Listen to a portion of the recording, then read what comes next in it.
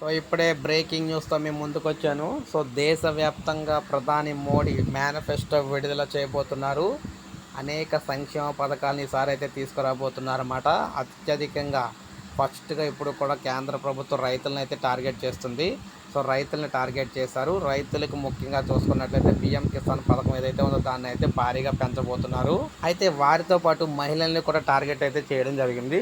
గతంలో ఏదైతే జన్ధన్ అకౌంట్లు ఓపెన్ చేసి సంచలనం సృష్టించారో అదేవిధంగా సో జన్ధన్ అకౌంట్లకు సంబంధించి ఉన్న మహిళలకు బంపర్ ఆఫర్ అయితే ప్రకటించబోతున్నారన్నమాట.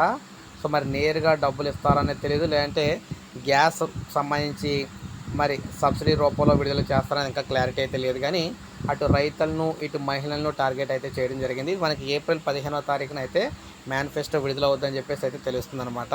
ఇటీవల మనం చూసుకున్నట్లయితే 18 రకాల కుల వృత్తుల వారికి కేంద్ర ప్రభుత్వం కొత్త పథకాన్ని అయితే తీసుకొచ్చింది. ఆ పథకం ద్వారా ఒక్కొక్కరికి 15,000 రూపాయలు అయితే ఆర్థిక సాయం చేస్తామని చెప్పారు. 3 లక్షల వరకు కూడా వడ్డీ లేకుండా రుణం అయితే కూడా ఇప్పిస్తానని చెప్పారు.